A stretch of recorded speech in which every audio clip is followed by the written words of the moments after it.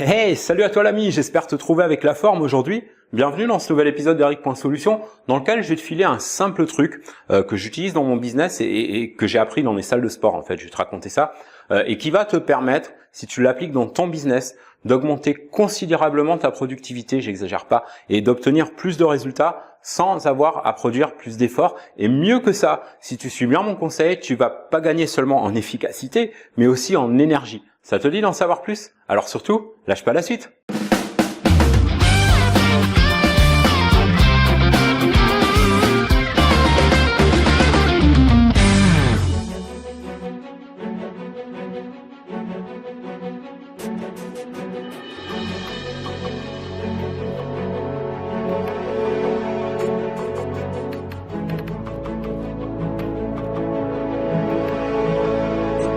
Tu sais, quand j'étais gamin, ça date, j'étais le petit gros de la classe. J'ai beaucoup souffert de ça, les brimades et tout. Évidemment, je détestais le sport et à la maison, on mangeait pratiquement que des pâtes et autres féculents, donc ça aidait pas non plus.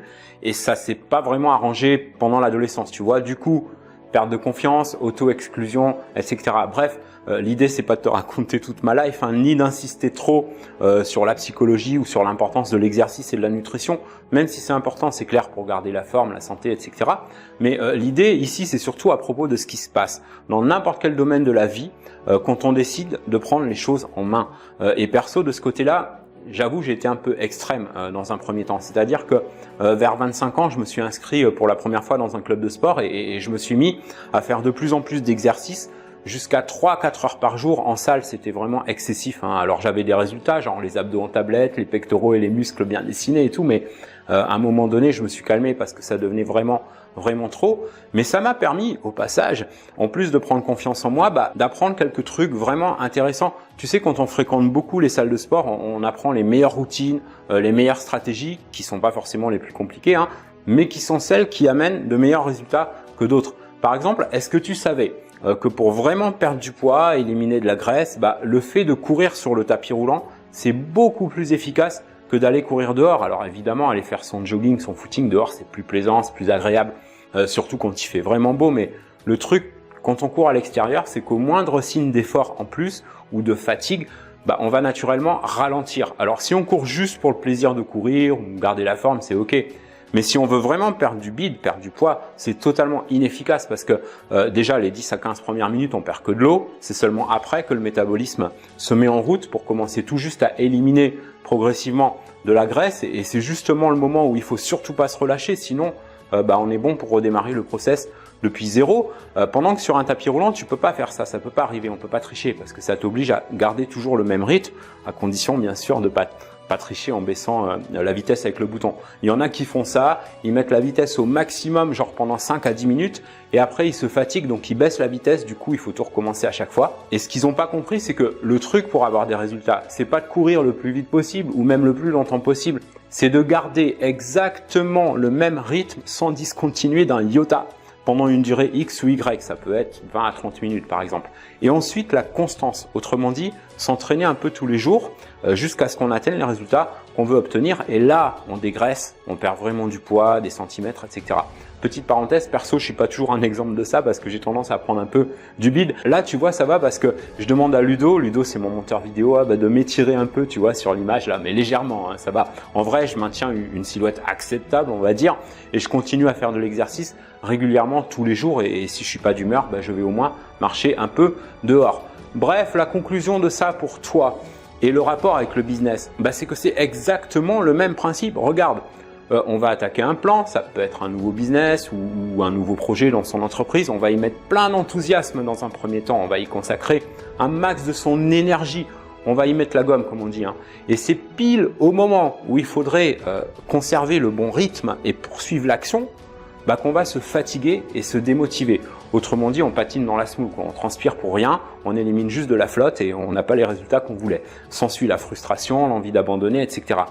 Maintenant, si tu te mets dans la tête que le succès de ton business, il va pas dépendre du nombre d'heures que tu vas y consacrer, ni de la quantité d'énergie que tu vas y mettre, mais de l'utilisation que tu fais de ton énergie, de ton potentiel créatif dans une période de temps donnée, en focalisant sur un rythme équilibré, constant, sans aucune variable.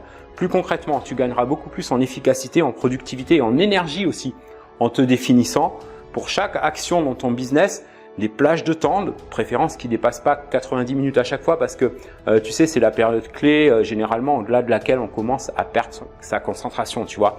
Et pendant ces plages de temps, ne faire absolument rien d'autre que l'action que tu as définie pour cette tranche de 30, 60 ou 90 minutes. Par exemple, s'il y a une partie du succès de ton plan qui repose sur la création d'un produit, un nouveau produit, genre contenu numérique, e-book ou bien une série d'articles de blog, etc., bah, tu vas pas genre commencer à rédiger pendant 15 minutes, puis après 15-20 minutes, t'interrompre à cause du téléphone qui sonne, du chat qui miaule ou de Facebook qui queen ou d'une notification d'email, etc. Pareil, si tu as prévu, je sais pas moi, de mettre en place une campagne d'emailing ou une opération pour entrer plus d'abonnés dans tes listes, bah tu vas pas partir sur autre chose 10 minutes après que tu aies commencé juste parce qu'il se passe je sais pas quoi ailleurs dans le monde. Non! Le mieux, c'est de mettre son téléphone en silencieux, nourrir le chat, couper Facebook et autres notifications d'email et s'y coller totalement jusqu'à ce qu'on élimine la graisse. Comme si tu courais sur un tapis roulant, en fait, tu vas maintenir ton focus à 100% sur ton objectif sans toucher au bouton vitesse. Autrement dit, pour toi, le monde s'arrête, plus rien d'autre n'existe tant que tu n'as pas complété jusqu'au bout ce que tu as prévu de faire. Le premier résultat que tu constates après ça, c'est qu'à l'intérieur de toi déjà, tu te sens super bien avec le sentiment d'avoir accompli ce que tu t'étais promis de faire et donc d'avoir tenu tes promesses envers toi-même finalement. Parce que de la même façon qu'on gaspille de l'énergie pour rien en courant 10-15 minutes à grande vitesse pour ensuite s'essouffler avec zéro résultat à la clé, le découragement, etc., on bouffe beaucoup d'énergie à devoir à chaque fois reprendre les choses au point où on les avait laissées et avec moins d'entrain généralement ou pire, à les remettre finalement à plus tard, procrastiner donc et se culpabiliser pour pas avoir complété ses actions dans les temps. Alors attention mon ami, en faisant comme je te recommande dans cette vidéo, tu vas pas avoir des résultats demain matin, ni même dans 2-3 jours. Mais fais ça pendant 7 jours déjà, applique ça dans ton business et reviens me voir ici dans 7 jours pour me mettre ton commentaire. Déjà, tu auras de moins en moins de difficultés parce que le plus dur, c'est toujours l'amorce, le démarrage, le starter. Et je sais par expérience que c'est pas évident de mettre un cadre comme ça, tu vois, de changer une habitude, prendre une nouvelle habitude et s'y tenir. Ça demande de bousculer un peu son quotidien avec un brin d'autodiscipline. Mais après, ça devient automatique et à la limite, ça devient tellement un plaisir que tu te sens même moins bien quand tu le fais pas de cette façon-là. Tu sais, il y avait Jim Rohn. Jim Rohn qui était un entrepreneur américain très inspirant, un grand coach en dev perso, tu as forcément entendu parler de lui. Il disait entre autres que pour réaliser ses rêves, il faut parfois faire des choses inconfortables jusqu'à ce qu'elles deviennent confortables. Suis cette logique, sors de ta zone de confort, prends ou reprends des habitudes qui peuvent demander un effort de changement dans un premier temps pour devenir ensuite ton standard qui va te permettre de dessiner progressivement, jour après jour, semaine après semaine, mois après mois, le business et le style de vie dont tu rêves. Commence maintenant et fais-en une réalité. En attendant, merci pour avoir regardé cet épisode. J'espère qu'il t'a plu. Si c'est le cas, n'hésite pas à partager avec un max de personnes que tu connais et qui cherchent à obtenir de meilleurs résultats dans leur business et dans leur vie. Si cette vidéo t'a inspiré d'une manière ou d'une autre, n'hésite pas aussi à me mettre un beau pouce tout bleu et à t'abonner à cette chaîne pour recevoir encore plus d'inspiration, de motivation et de simples techniques pour lancer ou faire progresser ton propre business sur Internet. Je te kiffe, on se retrouve très vite dans le prochain épisode. En attendant, prends soin de toi et fais une différence dans ton business et dans ta vie aujourd'hui.